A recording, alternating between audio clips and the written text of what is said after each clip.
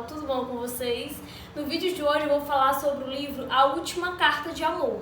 Mas antes disso eu peço para que você curta, comente, compartilhe e se inscreva no canal. Sobre o que vamos falar hoje? A Última Carta de Amor. Esse livro ele é da autora Jojo Moyes, ele foi publicado, a segunda edição, em 2016, a primeira foi em 2012, essa é a segunda edição.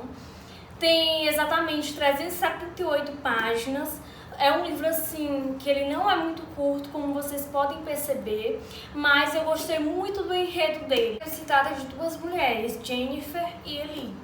Elas vão passar, essa história vai passar em décadas diferentes. A história da Jennifer se passa em 1960, enquanto a da Ellie é mais atual, se passa em 2000. Então, o que acontece? O que é que une essas duas personagens? É justamente casos extraconjugais. A gente vai entender um pouco mais sobre a história de cada uma. O livro já começa explicando sobre Ellie.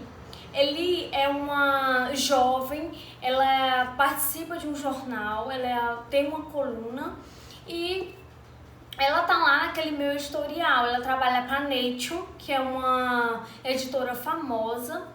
E logo de início a gente percebe que ela tem um caso extraconjugal. No caso, o homem com que ela se envolve, ele é casado. Ela não, ele é solteira, independente, mora sozinho, mas ele é casado. A gente percebe isso logo no começo do livro, quando ela tá lá discutindo com os amigos qual é o significado da palavra até. Porque ele manda uma mensagem para eles assim, até, beijos.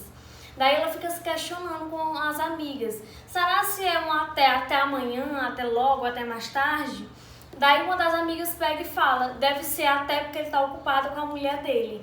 E aí a gente já percebe aí que tem esse caso que é extraconjugal.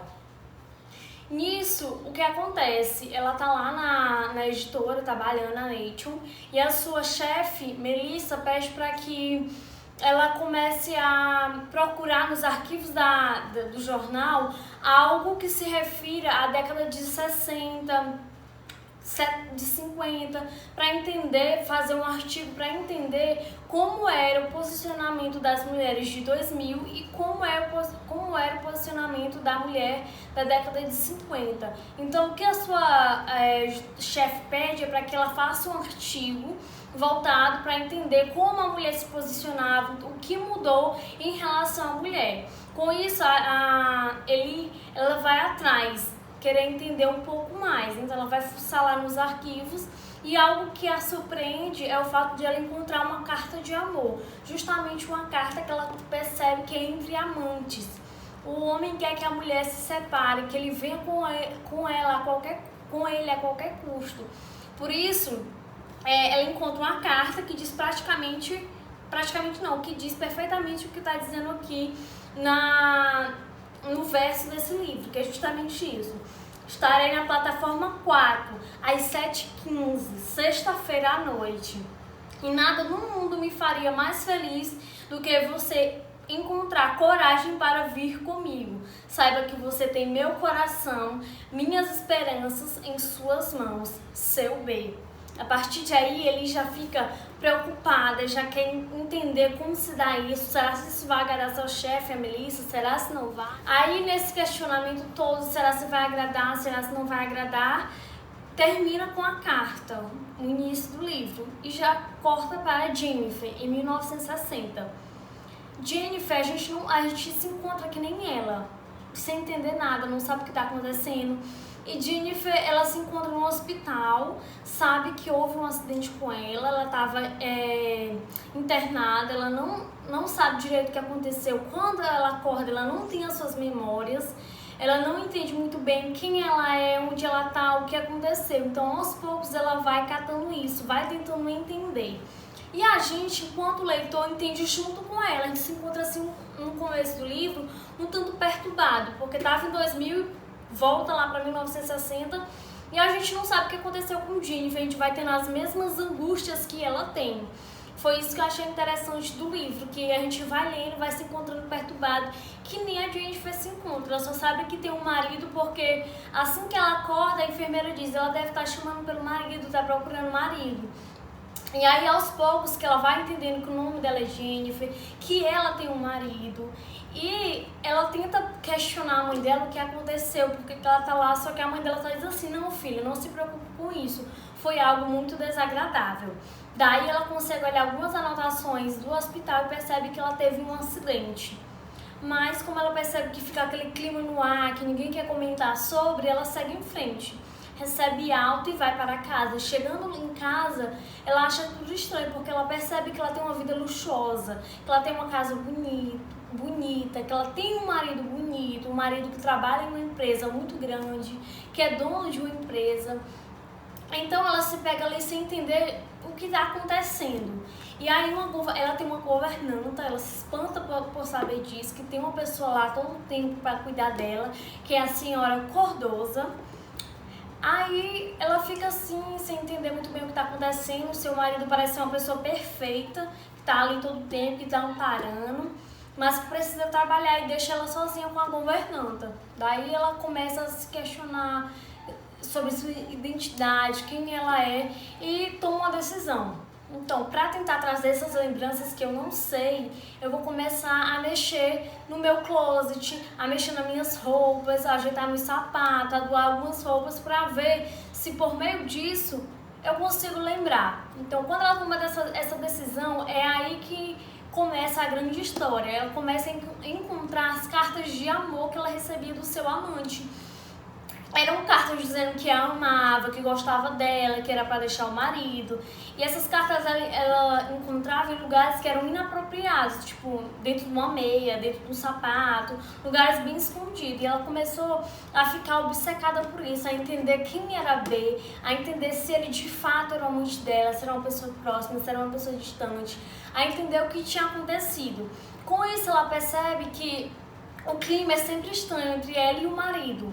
E há uma cena que é relatada que toca bastante a gente enquanto leitor, que é o fato de ela falar da sua primeira relação sexual com o marido. É basicamente um estupro, porque ela não queria, ela não se sente confortável, mas aí ela acaba cedendo, porque ela pensa assim, não, tenho que voltar à rotina, eu sou mulher dele, tenho que ceder. Mas aí a gente percebe que ela não se sente confortável e ele no final acaba percebendo isso e eles têm uma discussão.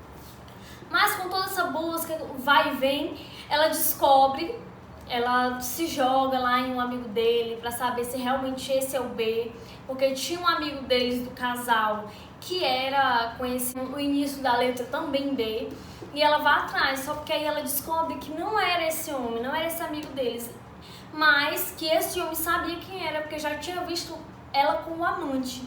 Daí ela vai em busca desse amante, acontece diversas coisas. De novo, o destino não deixa com que eles fiquem juntos, ele viaja para a África. Aí é toda uma confusão. Só que o que é interessante de toda essa história é que no final a Ellie e a Jennifer acabam se encontrando. 4 décadas depois elas se encontram e Ellie vai ajudar a Jennifer a encontrar esse amante dela, vai ajudar a Jennifer a se reencontrar com esse amante, justamente por causa de uma carta. Então a história ela tem um desfecho que é ótimo, a gente fica assim surpreendida e quer cada vez mais ler para entender o final, para entender o que aconteceu. Então não vou dar spoiler para vocês.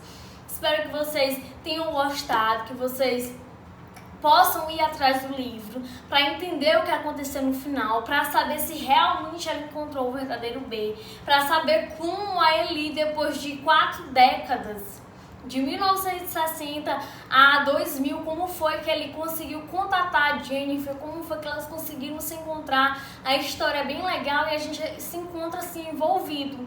E até mesmo de entender esse paralelo, essa diferença que há entre a Jennifer e a Ellie. A Jennifer é uma pessoa que ela é totalmente dependente, ela é casada, ela depende do marido para tudo. Enquanto no ano de 2000, a gente tem ali uma mulher que é independente, que trabalha, que tem o seu próprio espaço e que não depende. Então a gente pode fazer esse paralelo e entender como é que a mulher se posicionava lá em 1960 e como a mulher se posiciona agora em 2000.